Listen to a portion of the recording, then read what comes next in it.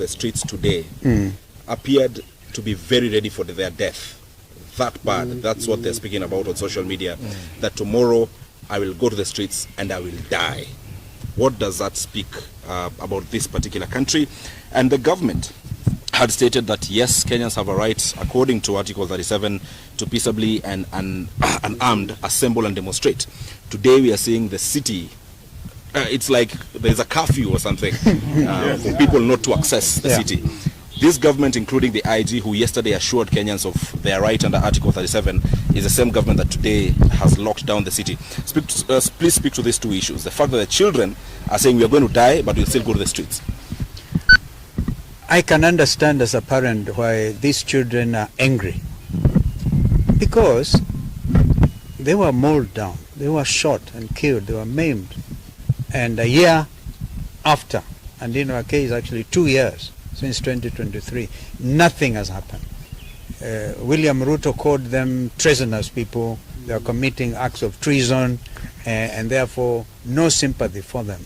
They are rightfully angry, but we want to plead with them because we have seen some of those social posts, some saying that if they die, then they do not want something 2 million shillings or 3 million shillings. They are resolute.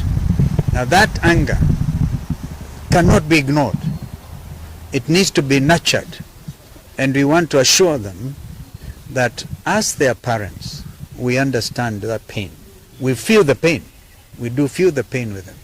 Having said that, a barricaded city, what does this mean? William Ruto has declared it now by action that is truly a public holiday. Truly a public holiday. Of course, the damage that comes with this kind of barricading should wholly be attributed to William Ruto's administration. So we want to reiterate that even if they deny us today the possibility of going outside Parliament, the main entrance to Parliament, and lay wreaths there, I can tell you in the years to come, this is clear in my mind, in the years to come, this will be celebrated as a national holiday, properly, with people able to come to Parliament and without let or hindrance, without having this heavily armed policemen, armed to kill their own citizens. What a shame. So Kenyans must remain bold, Kenyans must remain resolute, and so this is a very important day. In fact, one of the most important days since this country gained independence in 1963. We have had various attempts like amending the constitution and giving ourselves a new constitution in 2010. And actually on the strength of this constitution, these young people came out.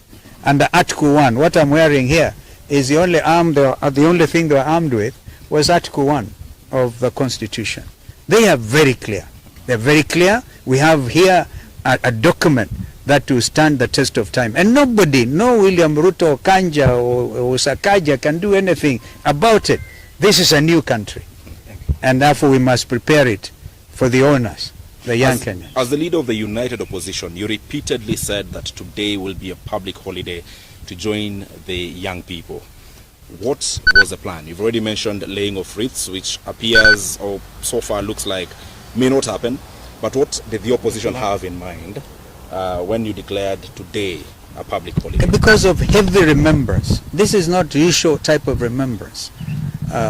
In 2023, we are not even allowed to come to a church like this, and we really must thank the Catholic Church for their magnanimity and their sense of understanding. In fact, we understand that on the 29th, all the Catholic faithfuls and the Catholic Church, we had this from Bishops Anyolo and Moheria and others, will be commemorating this event. Therefore, it was out of a sense of duty and a sense of nationhood that we declared this a public holiday. We didn't want to gain cheap political mileage because we are not the type to do so.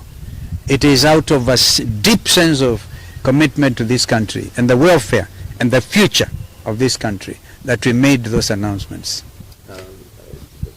Noah Kipemboy from KTN. Yes, no. My question is sort of calling to order the political class. And I know we don't want to mention classes in this particular situation, but this issue of goons, it is an economic disparity question, and people taking advantage of that disparity and utilizing people against its own people. Call to order the political class in this issue of goons, please, sir. Goons. Goons.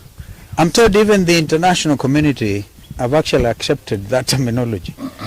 In their very strongly worded statement yesterday, they have come out and called out because they are partners. Nobody, I've seen an attempt by chairman of a committee in parliament trying to say, oh, non-interference. When it comes to the issue, and here I speak to you, a senior counsel and a leader in this country, when it comes to and a former foreign minister, I can tell you this. When it comes to the issue of human rights, they are universal. You cannot run to a corner there called Kenya and plead non-interference. You cannot even talk about Vienna Declaration, right?